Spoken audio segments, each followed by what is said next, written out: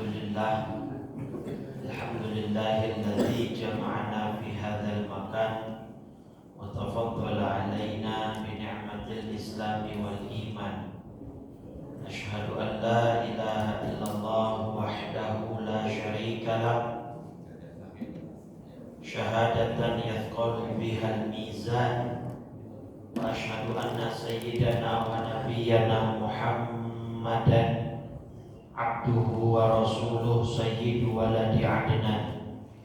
Allahumma salli wa sallim wa karrim wa azim ala sayyidina Muhammadin wa ala alihi wa sahbihi ajma'in. Subhanaka la ilma lana illa ma 'allamtana innaka antal alimul hakim.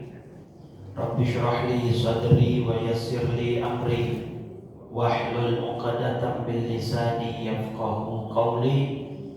Saddid lisani wahdi qalbi bihaqqi sayyidina Muhammadin sallallahu alaihi wasallam, amma ba'du.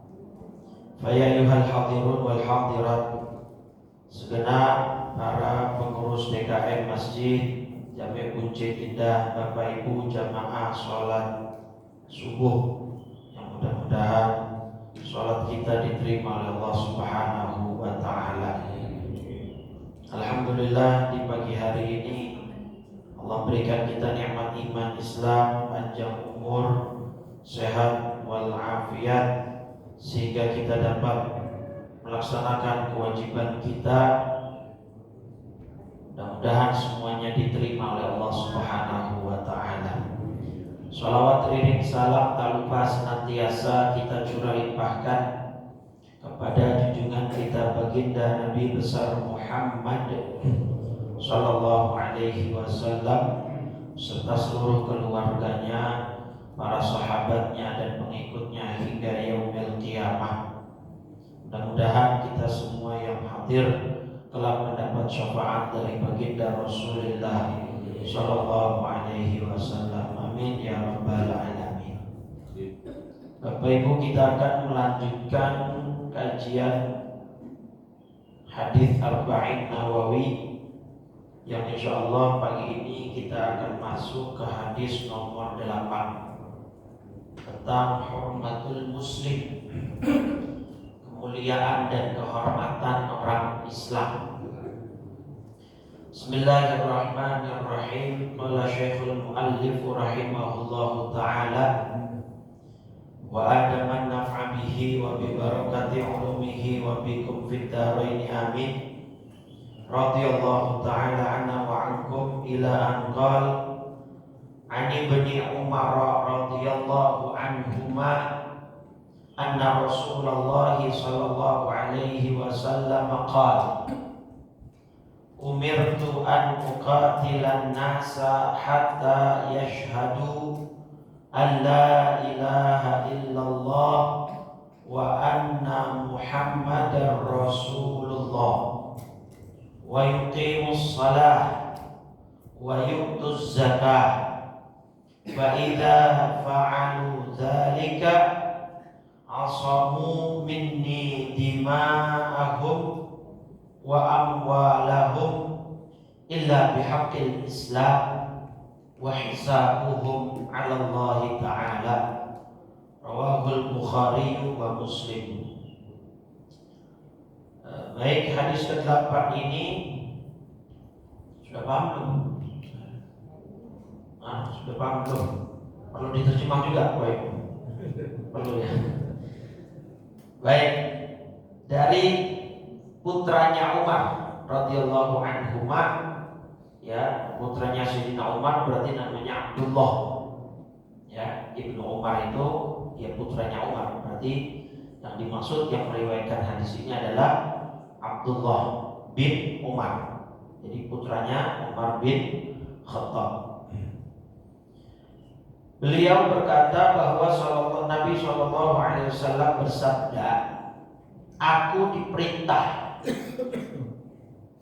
untuk memerangi manusia sampai mereka mengucapkan dua syahadat yaitu asyhadu an la ilaha illallah wa asyhadu anna Muhammadar Rasulullah. Jadi kata Nabi, aku diperintah. Berarti yang perintah Nabi siapa? Allah, nggak mungkin yang lain. Karena ya di atas Nabi ya langsung Allah. Wa yuqimus shalah, dan mendirikan salat, wa yutuz zakat, dan membayar zakat. Fa idza fa'alu dzalika, dan ketika mereka sudah melakukan hal itu, artinya sudah bersyahadat, salat dan zakat, maka asamu minni dima'ahum, terpeliharalah darah mereka dan harta mereka daripadaku, kecuali bihaqqil Islam, dengan hak Islam yang memang menuntut hal demikian. Wa hisabuhum 'ala Allah, dan perhitungannya diserahkan kepada Allah Subhanahu wa taala. Baik Bapak Ibu, di hadis ini kita akan berbicara tentang iman. Iman itu hanya cukup di hati atau perlu dibuktikan Bapak Ibu? Hah? Kalau di dalam hati dia percaya, beriman kepada Allah, tapi kemudian dia nggak sholat, nggak puasa, gimana? Tapi dia dikatakan orang Islam bukan? Dia nggak sholat, dia nggak puasa, gitu kan? Tapi ya dia bersyahadat, gitu. Iman kan? Nah maka nanti di situ ulama dengan hadis ini berbeda pendapat. Al-iman itu kan tasdiqun bil qalbi, ya, mempercayai dengan hati. Wal a'malu bil arkani, ya, al a'malu bil arkani, mengerjakan dengan anggota tubuh, ya. Dan di sini al-qaulu bil lisani, al-qaulu bil lisani, artinya dengan lisan, ya, diucapkan dengan lisan. Baik. Nah, orang ketika di luar agama Islam, dia mau masuk Islam, syaratnya harus apa? Mengucap syahadat. Itu harus diucapkan apa cukup dalam hati, Pak? Hah? Nah, diucapkan al-qaulu bil lisan, diucap. Itu penting sebenarnya, bukan buat dia, tapi buat orang di sekitarnya. Paham? Dia penting mengucap syahadat itu sebenarnya bukan buat diri dia. Dia di dalam hati cukup untuk kemudian dia dianggap beriman oleh Allah. Tapi dia perlu untuk mengucapkan itu supaya orang di sekitarnya mengetahui, dan nanti dampaknya adalah dia diperlakukan selayaknya orang Islam. Tapi kalau untuk dirinya sendiri dianggap beriman atau tidak di sisi Allah, itu cukup di hati. Cukup buka surat An-Nahl, surat 16 ayat 106. Ya, surat An-Nahl surat 16 ayat 106. 106. Di situ Allah berfirman, orang-orang yang kafir kemudian dia dipaksa kafir, wa qalbuhu mutmainnun bil iman. Kalimat ayatnya ada wa qalbuhu mutmainnun bil iman. Ketika ada orang dia dipaksa kafir, dipaksa dia, ya, wa qalbuhu mutmainnun bil iman, tapi hatinya tetap pada keimanan, maka dia tidak akan berdosa. Konteks ayat ini Bapak Ibu, kayak misalnya kalau ada orang dipaksa murtad. Kalau dia nggak murtad, ancamannya dia dibunuh. Maka secara fikih dengan ayat itu dia boleh di mulut berpura-pura murtad untuk menyelamatkan nyawanya, boleh secara fikih. Tetapi kasusnya Bilal bin Rabah itu beliau nggak pengen sekalipun di mulut doang dia melakukan kufur, murtad, tapi hatinya tetap iman, dia nggak mau. Makanya kan ketika disiksa, dia direbahkan di atas gurun pasir, kemudian ditimpakan batu besar, disuruh murtad, dia tetap ahad. Itu pilihan dia. Tapi seandainya dia memilih untuk pura-pura murtad supaya menyelamatkan nyawanya, boleh. Dengan ayat ini tadi, surat An-Nahl ayat 106. Yang penting, berarti dari ayat ini, itu iman itu berarti poin utamanya ada di mana? Di hati. Ini juga nanti yang membedakan antara mukmin sejati dengan munafik. Orang munafik itu lisannya bersyahadat kan? Bersyahadat dia. Dia mengakui Islam kan, orang munafik itu. Bahkan mungkin sholatnya orang munafik itu. Sholat mungkin. Tapi di hatinya itu ada keraguan terhadap Allah, tidak percaya dengan. Nah, maka untuk keimanan dia yang dianggap oleh Allah itu di hati cukup. Nah, adapun ucapan dengan lisan itu supaya orang di sekelilingnya tahu bahwa dia sudah Islam. Nah, kayak kasus gini, Pak. Nabi dulu pernah mengangkat anak, terus tapi dibatalkan oleh Islam. Siapa namanya? Dia tahu? Anak dulu sebelum ada pembatalan dari Allah, Nabi pernah mengangkat seorang sahabat menjadi anak angkat tabani. Prosesnya. Siapa namanya? Zaid bin Harithah. Nah, Zaid bin Harithah akhirnya kemudian dibatalkan hukum pengangkatan anak, nggak boleh. Karena nggak boleh itu dalam arti gini, Bapak Ibu, menetapkan nasab anak angkat ke ayah angkatnya. Karena dulu Nabi sampai menyatakan Zaid bin Muhammad. Nah, itu yang dibatalkan oleh Islam. Tapi kalau kita kalau istilah sekarang adopsi, bukan ya adopsi, tapi lebih ke orang tua asuh lah istilah. Dia adopsi tapi sekedar cuma untuk merawat, membesarkan, tapi tidak sampai menetapkan nasabnya. Bahkan anak-anak dapat warisan nggak dapat, gitu kan? Nah, kalau seperti itu nggak ada masalah. Nah, yang dibatalkan Islam itu yang sampai menetapkan nasab, menetapkan warisan, nah itu yang nggak boleh. Nah, Zaid bin Harithah kemudian menikah, punya anak namanya Usamah. Nah, Usamah bin Zaid ini seorang anak muda yang sangat cerdas dan sangat pemberani. Panglima perang Usamah bin Zaid itu. Bahkan di umur 13 Usamah sempat minta izin untuk ikut perang, tapi sama Nabi gak diizinkan karena masih terlalu. Nah, di usia 15 dia izin lagi, tapi dia ganjel kakinya pakai kalau kita itu sepatu yang mungkin haknya itu tinggi, supaya bahaya begitu Nabi lihat ini anak sudah besar dan akhirnya diizinkan padahal usianya baru 15 tahun. Nah, artinya dia melakukan hal itu demi untuk ikut perang. Coba anak muda sama Nabi itu pikirannya sudah sampai perang. Nah, ini yang lagi kasus ramai di Palembang ya. Lihat ya Bapak Ibu. Baru 2 hari yang lalu atau sehari yang lalu. Anak 16 tahun, 14 sama 13 dan 12 tahun. 4 anak. Satu 16, satu 14, satu 13, satu 12. Membunuh dan memperkosa siswi SMP di Palembang.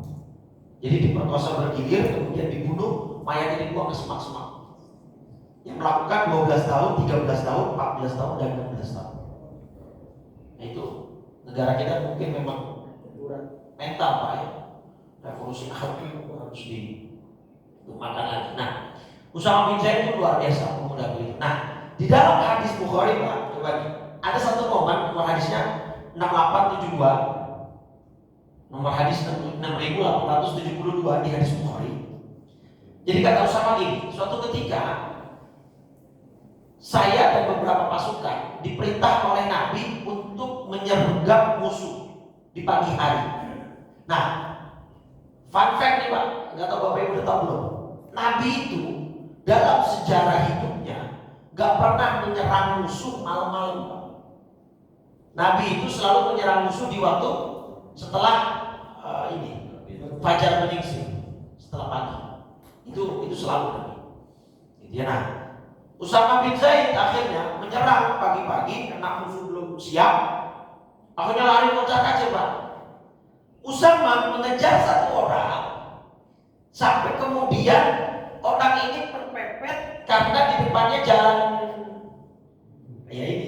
jalan buntu, mentok.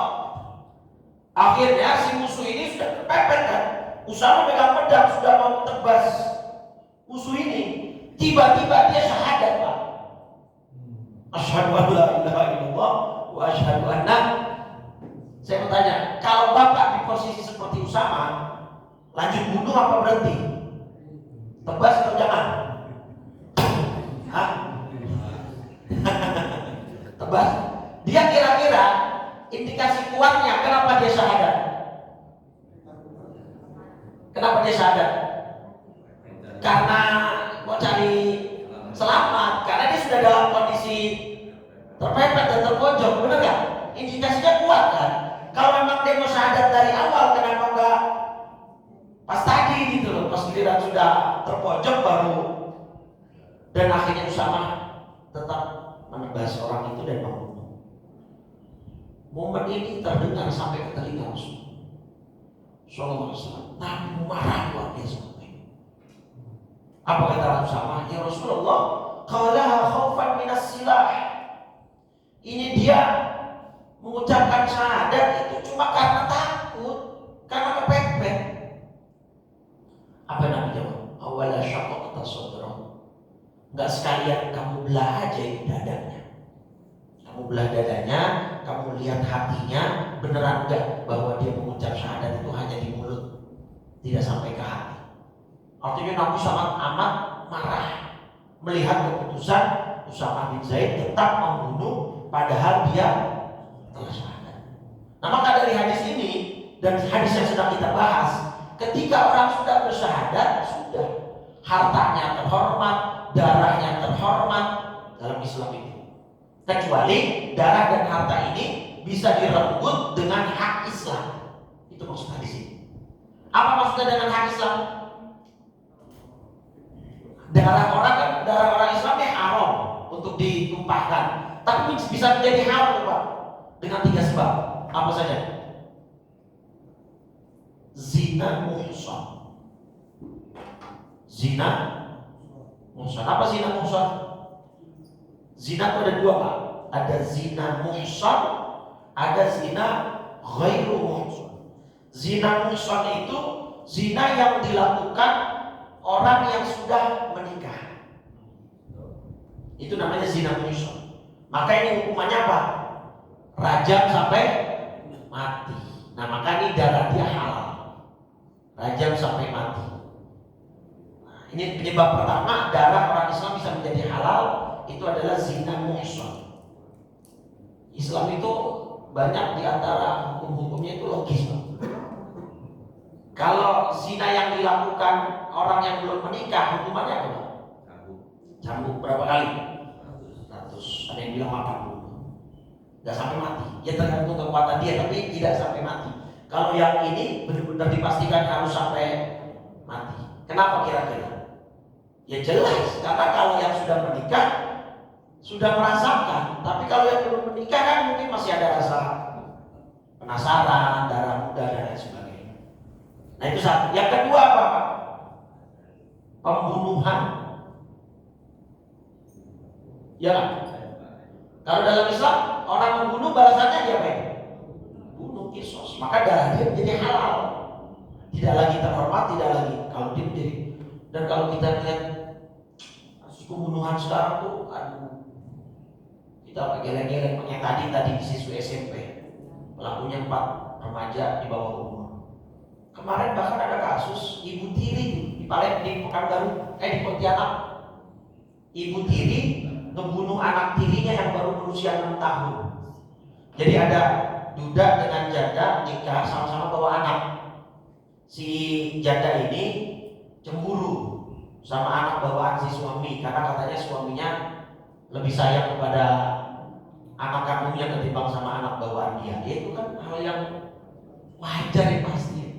Tahu nggak diapain dulunya? Nggak dikasih makan Pak 2 hari 2 malam. Dia disekap, terus habis itu begitu paginya dia sudah sekarat, dikasih air minum cuma 2 teguk, habis itu sadar, terus ditendang. Ketika ditendang karena lemas, mungkin terpelanting, palanya membentur lantai, dan gak lama sekarat terus meninggal. Terus mayatnya diumpetin di belakang mesin cuci. Itu ibu tiri kasusnya. Yang lebih lucu, ada kasus lagi kemarin, teman membunuh teman hanya karena perdebatan mana duluan, telur apa ayam. Bayangin Bapak Ibu, sudah separah itu mental bangsa kita. Bahan yang dulu kita jadikan untuk bercandaan di tongkrongan gitu kan, bercandaan kita kan, mana duluan, telur apa ayam. Sekarang jadi motif pembunuhan, bayangin. Coba, sudah separah dan serendah itu mental bangsa kita. Gitu ya. Tapi ngomong-ngomong, mana duluan, telur apa ayam?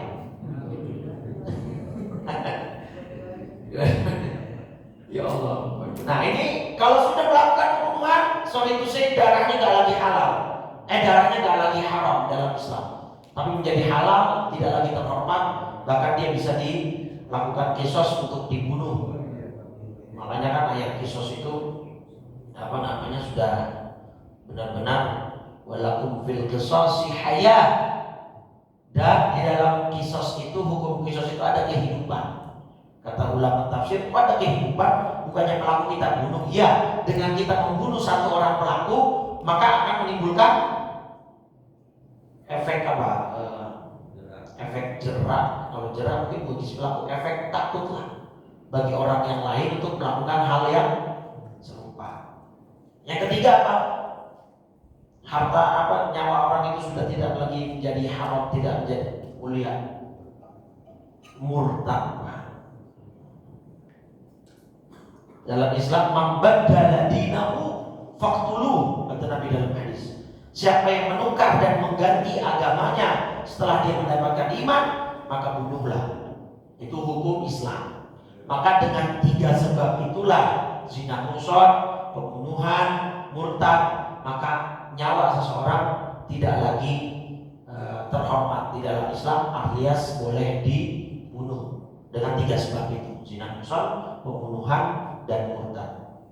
Gitu ya. Nah, maka di dalam hadis ini jelas, serta tadi kisah Usamah bin Zaid jelas menyatakan bahwa berarti orang ketika sudah murni mengucapkan syahadat, sudah gak boleh kita mengganggu harta dia, nyawa dia. Meskipun tadi indikatornya kuat bahwa dia menyatakan syahadatnya alasannya lain. Contoh Bapak Ibu, ada muda-mudi mau nikah. Tadinya seorang pemuda ini calon suaminya non muslim. Karena dia mau nikah dengan wanita idamannya yang beragama Islam, dia wala masuk Islam. Nah, kita gak boleh mengklaim, wah ini gara-gara mau kawin aja dia masuk Islam nih, padahal mah gak boleh. Ketika dia sudah mengucapkan syahadat secara lisan, ya sudah, itu menjadi pegangan kita untuk kemudian memperlakukan dia selayaknya orang Islam yang baik. Gak boleh kemudian kita menzalimi. Karena Nabi itu tidak diperintah untuk menyelidiki hati. Nah, ini ada kaidah Bapak Ibu. Ini penting untuk kita terapkan ke setiap manusia, ke setiap orang ya. Nahkumu bil dhawahir. Ini kaidah dalam hukum Islam. Nahkumu bil dhawahir. Nah, wallahu yatawalla bis-sarair. Apa artinya? Kita menghukumi orang itu berdasarkan zuhir. zuhirnya. Adapun hatinya itu Allah yang berwenang untuk mengurusnya, untuk menghukuminya. Jadi kita nggak bisa menghukumi orang itu berdasarkan kayaknya dia begini deh. Nah, artinya berdasarkan suhu itu nggak bisa. Kita hanya menghukumi orang dari zahirnya. Kalau zahirnya sudah Islam, ya sudah. Masalah hatinya, masalah kalbunya munafik atau tidak, itu serahkan kepada siapa? Allah Subhanahu wa taala. Jadi poin penting ini Bapak Ibu, untuk kita tidak kemudian gampang menghakimi orang lain hanya berdasarkan praduga yang yang tidak berdasar. Pokoknya begitu dia Islam, dia sudah syahadat, dia sudah. Berarti dia muslim, darahnya, hartanya itu mulia. Gak boleh diganggu, gak boleh diambil secara paksa, gitu ya.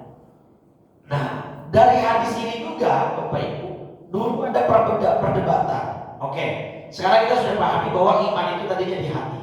Sekarang, tadi di situ ada hadisnya juga disuruh perintahkan sholat dan suruh bayar zakat.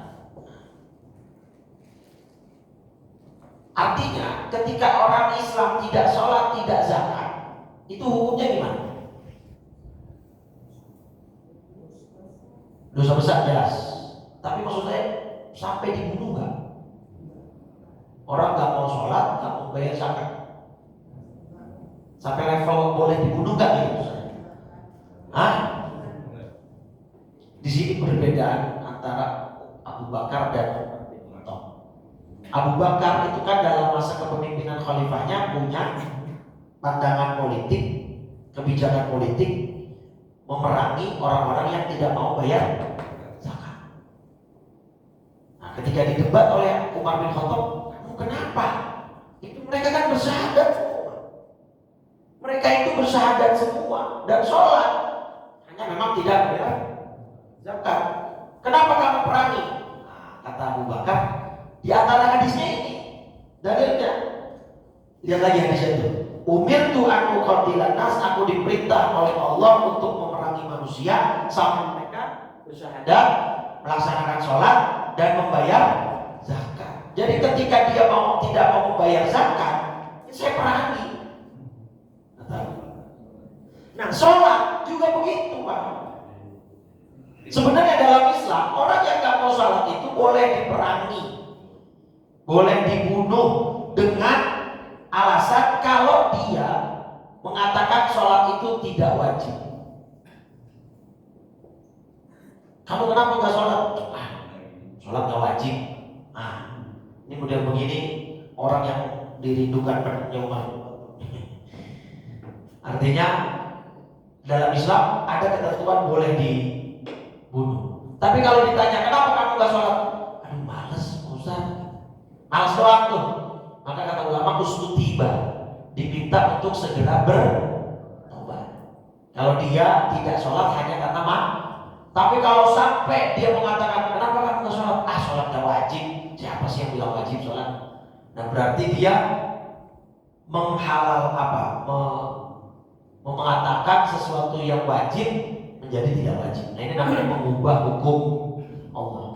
Nah ini sudah bisa sampai tahap dia diperangi, gitu ya. Karena sholat ini menjadi menjadi acuan dasarnya perbedaan antara Islam dengan yang bukan. Bahkan di hadis Muslim 1854, hadis Muslim nomor 1854, kata Nabi ini, satakunu umaro. Ini mungkin agak relate di sebagian kondisi bangsa kita saat ini Pak. Kata Nabi, satakunu umaro, akan datang satu masa, nanti datang di masa itu banyak pemimpin, muncul banyak pemimpin. Fata'rifuna, kamu kenal mereka, kalian tahu siapa mereka, wa tunkiruna, tapi kalian mengingkari perbuatan mereka. Faman arafa bari'a, maka siapa yang mengetahui perlakuan mereka atau kelakuan mereka, perilaku mereka, maka orang-orang akan berlepas diri. Wa man angkara salima, siapa yang mengingkari perbuatan mereka, maka dia selamat. Nah, terus kata sahabat, afala tuqatiluhum, Kalau ada pemimpin begitu kita perangi aja ya Rasul. Loh, kalau lah nggak boleh. Kalian memerangi pemimpin walaupun zolim seperti itu, kalian tidak boleh memerangi mereka. Kenapa? Masallu, selama mereka masih sholat. Selama mereka masih. Berarti kalau mereka sudah tidak sholat, boleh diperangi. Itu pesan Nabi. Artinya sholat ini menjadi apa? Menjadi barometer paling dasar, paling standar untuk membedakan mana muslim, mana bukan, mana mukmin yang sejati, mana yang munafik. Ya, maka sholat ini, lagi pula nih Pak, kalau kita kaitkan dengan isu yang hangat itu apa? Apa gempa itu apa? Megatrust. Mudah-mudahan tidak kejadian Pak. Banyak sudah pakar mengingatkan bahwa memang ini secara based on datanya memang ada potensi ancamannya. Tapi ada satu hadis Pak, mudah-mudahan ini bisa diamalkan untuk supaya Allah menahan azab. Coba buka dulu deh surat Fatir. Surat Fatir surat 35 ayat 45. Surat Fatir surat 35 ayat 45. Itu di situ Allah berfirman, Bismillahirrahmanirrahim. Lau yu'akhirullahu an-nasa bima kasab. Seandainya Allah menghukum manusia dengan sebab apa yang telah mereka perbuat. Ini saya punya pertanyaan Pak, Bu, tapi pertanyaan ini olah kata. Coba tolong dipahami. Walaupun saya tahu mungkin agak lapar karena belum sarapannya, jadi perutnya agak kosong. Sekarang saya kok punya pertanyaan yang sifatnya olah kata. Ada atau tidak dosa yang dilakukan umat terdahulu yang sekarang tidak ada? Saya ulang. Ada atau tidak dosa umat terdahulu yang sekarang tidak ada? Maka jawabannya tidak ada, karena semuanya ada. Nah, bingung apa liar? Saya ulang. Ada atau tidak dosa umat terdahulu yang sekarang tidak ada? Maka jawabannya tidak ada, karena semuanya ada. Kasusnya Qabil membunuh Habil, sekarang kasus pembunuhan banyak luar biasa. Kasusnya kaum Nabi Lut penyuka sesama jenis, sekarang malah terang-terangan LGBTQ dengan kampanyenya, benar kan? Kemudian dosanya kaum Madian, kaum Nabi Syuaib yang melakukan kecurangan dalam bisnis, mengurangi takaran, mengurangi timbangan, penipuan-penipuan zaman sekarang banyak gak dalam bisnis? Banyak sekali. Jadi dosa-dosa umat terdahulu itu kumpul semua sekarang, ada semua, benar? Dan kalau Allah dalam surat Fatir tadi, surat 35 ayat 45, kalau Allah mau buat perhitungan dengan sebab apa yang dilakukan oleh manusia, maka ala dhahriha min dabbah, niscaya Allah tidak akan menyisakan satupun makhluk yang bernyawa yang bergerak. Artinya kalau Allah mau buat perhitungan dengan sebab dosa yang diperbuat manusia, Allah hancurkan, meluluhlantahkan bumi ini tanpa menyisakan satupun makhluk yang bernyawa. Habis semua. Kalau Allah pengen, tapi walaki yu'akhiruhum, Allah tangguhkan hukuman itu, Allah tunda. Nah, yang menunda itu dalam hadis qudsi, dalam kitab Jami' Ushul Imam Suyuti ada 3 golongan. Mudah-mudahan Bapak Ibu bisa masuk salah satu dari 3 golongan ini supaya adab itu ditunda. Dalam konteks Indonesia enggak megatrust itu yang oleh Allah jangan ditunda, malah dihilangkan. Mudah-mudahan. 1. Siapa golongan itu? Al-ummaru buyuti, kata Allah. Ini hadisnya diskusi kan. Orang-orang yang memakmurkan rumah-rumah. Artinya orang yang memakmurkan masjid. Jadi selama masih makmur, masih syiar, insya Allah adab dan bala itu masih Allah tahan. Dan alhamdulillah masjid kunci kita selalu syiar, selalu kalau kajian Jumat subuh ini gak kurang dari 1000. Saking ramainya sendalnya sampai keluar Pak. Tapi alhamdulillah yang penting masih ada yang sholat, dan mudah-mudahan ya perlahan insya Allah semakin syiar. Itu satu penting Pak. Karena hukum sholat bagi para ikhwan di masjid itu kan ada 3 pendapat: fardu ain, fardu kifayah, sunnah muakkadah. Yang kuat memang di dalam mazhab kita, mazhab Syafi'i, itu fardu kifayah. Apa fardu kifayah itu artinya? Ya, kewajiban yang melekat pada entitas sosial. Ketika satu komunitas sosial sudah ada yang sholat di masjid, maka kewajiban yang lain gugur. Itu. Tetapi ada juga yang bilang bahwa fardu ain. Konsekuensinya kalau ulama yang bilang fardu ain bagi para ikhwan, bagi para bapak untuk sholat di masjid, kalau sholatnya tidak di masjid, walaupun sah tapi berdosa. Bagi ulama yang mengatakan fardu ain. Dalilnya mana yang bilang fardu ain? Kan ada hadis tuh, Nabi pernah pengen sidang rumah yang dekat masjid tapi tidak sholat di masjid. Pengen diapain sama Nabi rumahnya? Pengen dibakar. Lalu harriqan dan buyutah. Cuma untuk gak jadi. Bayangin kalau itu sempat jadi dan dilakukan. Wah, kira-kira Jakarta akan seperti apa? Ya, damkar akan lebih sibuk tuh. Karena akan jadi dalil buat orang-orang yang, wah kamu kalau masjid bakar. Untungnya gak jadi. Nah, walhasil ayo sama-sama kita makmurin masjid lagi, apalagi dengan majelis ilmu begini. Dalam hadis Bukhari, ya di dalam hadis Bukhari nomor 66, itu ketika Nabi lagi majelis taklim begini, Bapak Ibu, tiga orang datang. Dari 3 orang yang datang, 2 ikut masuk, 1 pergi. Nah, yang 2 ikut masuk, 1 duduk di depan, 1 di belakang, yang 1 pergi. Falamma faragha Rasulullah, setelah Nabi selesai dari majelis taklim tersebut, Nabi bilang, "Ala ukhbirukum binafalit tsalatsa?" Maukah kalian aku beritahu tentang 3 orang tadi? Ya Rasul. Amma ahaduhuma, yang 1 tadi duduknya di mana? Fa'awa ilallah. Dia sejatinya duduk di depan itu karena ingin mendekat kepada Allah. Fa'awahullah, maka Allah akan mendekatkan dirinya kepada orang tersebut. Jadi artinya, kalau orang yang duduk di majelis taklim, di majelis ilmu seperti duduk di depan, berarti dia orang yang dekat dengan Allah. Orang dekat dengan Allah. Kalau yang dekat dengan Allah biasanya cepat dipanggilnya. Maksudnya dipanggil ke sana, ke tanah suci maksudnya. Yang kedua duduknya di mana tadi? Di belakang. Pokoknya duduk di belakang. Kenapa dia duduk di belakang? Istahya, dia malu.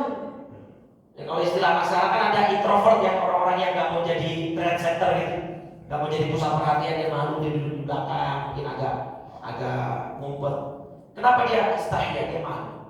Maka istahyallahu minhu, Allah akan sungkan dengan dia. Allah juga akan malu dengan dia. Maksudnya malu apa? Malu kalau dia doa Allah gak ijabah. Malu kalau dia istighfar Allah gak ampuni. Itu yang duduk di belakang aja dapat kemuliaan begitu. Sedangkan yang 1 kemana tadi? Pergi dalam konteks hadis ini, Pak, dia gak demen sama majelis ini. Bukan pulang karena mungkin ada uzur, ada urusan, enggak. Dia memang gak demen sama majelis ilmu. Dia gak mau gabung karena gak demen. Apa kata Nabi? Fa'a'radha, maka dia sejatinya berpaling dari Allah. Fa'a'radallahu anhu, maka Allah akan memalingkan dirinya dari orang tersebut. Orang-orang yang konteksnya memang gak ke majelis taklim karena gak mau, karena gak suka, bukan karena sakit atau ada uzur ya. Kalau ada uzur ya beda konteks. Itu yang pertama, orang-orang yang menahan azab Allah adalah orang-orang yang memakmurkan masjidnya. Yang kedua, al-mustaghfirina bil ashar, orang-orang yang membaca istighfar di waktu sahur. Waktu sahur itu ya pokoknya sebelum subuh. Maka banyak baca istighfar. Disinilah Bapak Ibu kerugian kita kalau ada orang alim yang wafat. Orang alim yang wafat itu selain tugasnya mencerdaskan umat, memberikan ilmu, beliau itu punya tugas untuk membaca istighfar setiap malam yang bukan hanya untuk dirinya, tapi juga untuk umat. Nah kalau mereka meninggal, sedangkan generasi selanjutnya nggak ada yang menggantikan, ya itu ya kerugian kita di sini. Nggak ada yang membaca istighfar di waktu sahur. Dan yang terakhir, yang ketiga, al-mutahabina fiyya, orang yang saling mencintai dan menyayangi karena aku, kata Allah. Nah 3 golongan ini Bapak Ibu itu masih menjadi pertimbangan untuk Allah tidak menurunkan azab terhadap suatu negeri atau satu kaum. Mudah-mudahan bangsa Indonesia masih ada nih dari 3 ini, yang terus beristighfar di waktu malam, waktu sahur, terus memakmurkan masjidnya Allah, dan yang ketiga saling mencintai dan menyayangi karena Allah. Nah ini yang nomor 3 nih Bapak Ibu, yang saya agak ngeri, terutama di zaman fitnah kayak gini. Ini sampai sekarang belum selesai nih, polemik nasab. Ikutin gak Bapak Ibu? Nasab itu habaib, nasab para sayyid, para syarif yang coba diadu domba. Saya saran kalau Bapak Ibu nemu video yang dari pihak penuduh, gak usah ditonton lah. Satu, itu kalau saya pribadi ya, itu bikin hati keruh Pak. Ya bener, nonton video begitu bikin hati damai apa bikin hati keruh? Kesel, keruh. Maka kita bukan makin cinta sama orang, malah justru makin benci sama orang lain. Jangan udah ditenggelamkan saja, di scroll saja, gak usah ditonton begitu ya. Jadi bukan kita saling mencintai karena Allah, malah jadinya membenci satu sama lain. Ini akan timbul benih-benih permusuhan dan perpecahan. Ini yang kita hindari. Mudah-mudahan tidak terjadi di bangsa kita ya. Baik Bapak Ibu, mungkin itu yang bisa saya sampaikan. Kesimpulannya adalah orang yang sudah masuk Islam, sudah bersyahadat, maka harta mereka, nyawa mereka, darah mereka itu terhormat, tidak boleh diganggu, tidak boleh bahkan di dalam riwayat yang lain itu sampai yang dihormati itu dalam Islam kehormatannya. Makanya di kita ada pasal pencemaran nama baik. Kalau di kita dalam konsep Islam ada dosa ghibah. Dosa ghibah itu kan dosa pencemaran nama baik. Benar gak? Ya walaupun sekarang ini kadang-kadang kalau orang dinasihatin, Ustaz, kita nggak ngomongin dia kok, gitu ya. Kenapa? Dia orangnya emang begitu. Justru ghibah itu kita membicarakan kejelekan orang lain yang berupa fakta, itu ghibah. Benar gak? Orang lainnya memang melakukan itu, tapi Allah sama Allah ditutupin. Orang gak ada yang tahu, sama kita malah kita bongkar. Itu Allah benci sekali itu. Makanya sampai Nabi menjamin, man satara akhahul muslim satarallahu yaumal qiyamah. Orang yang menutup aib kejelekan orang saudaranya sesama muslim, besok di hari kiamat aibnya akan ditutup sama Allah.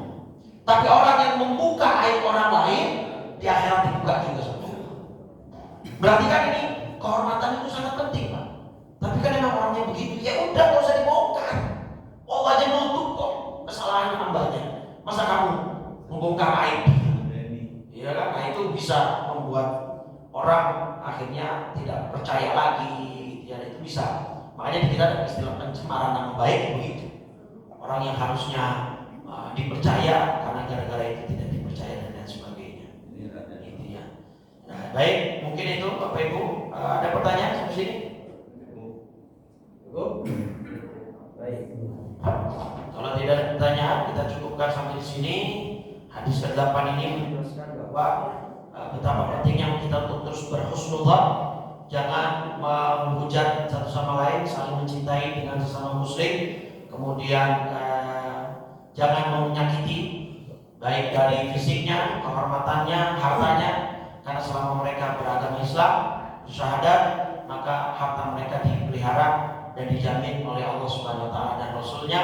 Dan bagi orang yang mengganggunya dengan tanpa yang dibenarkan oleh syariat, maka dia melakukan dosa yang besar.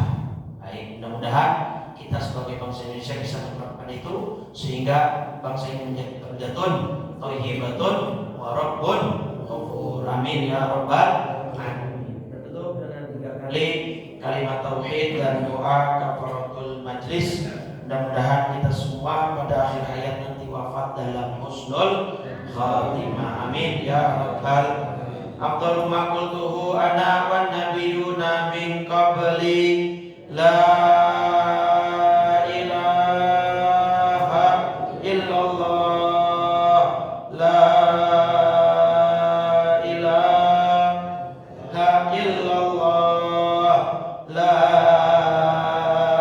ilaha illallah Muhammadur Rasulullah sallallahu alaihi wasallam kalimatu haqqin 'alaiha nahya wa 'alaiha namut wa biha nub'atsu insyaallah ta'ala minal aminin. Allahumma inna nas'aluka husnal khatimah wa na'udzu bika min syarril 'aqibati wa su'il khatimah. Ya muhammilal hawli wal ahwal hawil ahwalana ila ahsanil hal. Rabbana zalamna anfusana wa illam taghfir lana wa tarhamna lanakunanna minal khasirin. Rabbana atina fid dunya hasanah wa fil akhirati hasanah wa qina adzabannar. Sallallahu ala sayyidina Muhammadin wa ala alihi wa sahbihi wa sallam bi fadli subhana rabbika rabbil izzati amma yasifun wa salamun alal mursalin walhamdulillahi rabbil alamin. Subhanakallahumma wa bihamdika asyhadu an la ilaha illa anta astaghfiruka wa atubu ilaik. Wa assalamualaikum warahmatullahi wabarakatuh.